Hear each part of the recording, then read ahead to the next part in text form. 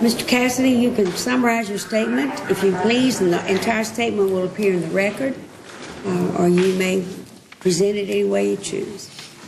I feel like I should present it like an auctioneer with the alarm going off, but thank you very much, Madam Chairwoman. The President's budget assumes new revenue from at least 8 separate tax hikes, specifically on domestic oil and gas.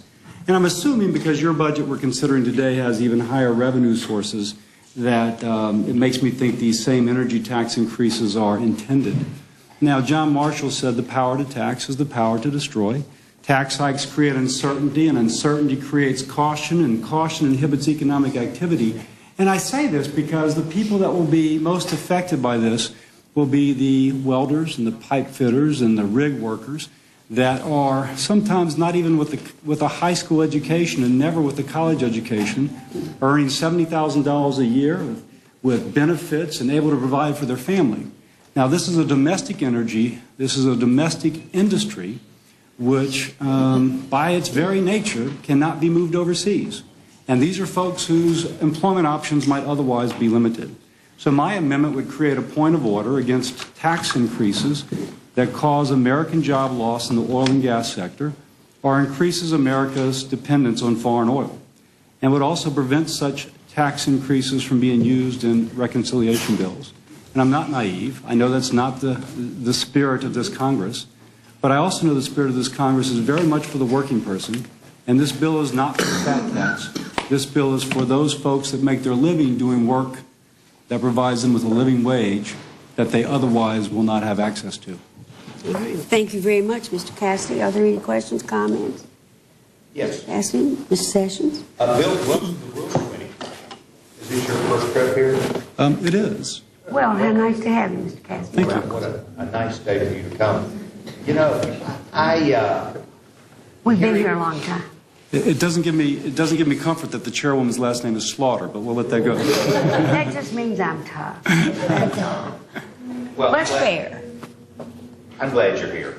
And your story that you told me reminded me of a story that happened with the Clinton tax increase, luxury tax that really decimated Louisiana. Would that be kind of the example of what you're talking about? Mr. Sessions, absolutely. I went to a rig this past week, and everybody out there is a working class person, except for the person taking me around who's the geologist. And these are the jobs that are going to be lost. Rig workers who really, they don't have a college education, and they don't have computer skills, but they know how to work that rig. And in so doing, they contribute to our energy independence. And so this is a domestic industry that provides work for hard-working people who don't have the training that you and I may have. I'm just curious, Mr. Chair, how is it, gentlemen? I would yield to the gentleman from Florida. For Norway being able to have rigs and all the extraordinary taxes that they have as a country, how does that happen? Those people don't lose their jobs. Well, a couple things. First, I will say that Louisiana workers were among those that trained those Norwegian workers, and so that's kind of a point of pride with our folks. But you have to... Excuse me just a minute. These are the same persons that you're saying are just salt of the earth, et cetera, et cetera. There's different levels. So the man I went out with is a safety engineer. And so he would be the person going over to Norway to help say, okay, this is how you avoid a blowout. That's number one. But number two, the wells we're talking about are not like they have in Saudi Arabia that put out 20,000 barrels in an hour or a day. These are that put out 200 to 300 barrels in a day. And so the production is not nearly as voluminous as it is in high production rigs such as off Norway. And there your profit margin is much greater, so therefore you don't quite need the support from, say, the tax code as you would need in our domestic wells, which sometimes have played out, but they still have some reserves. I'll carry it on. Yes. All right. Mr. Sessions. The gentleman, thank you. Reclaiming my time. The gentleman brought up an interesting point. Is Norway, is that a private industry or is that run by the government? Socialized? I'm not quite sure about that, Mr. Sessions. I think it's run by the government. Is it? Socialized system. So they have an automatic subsidy.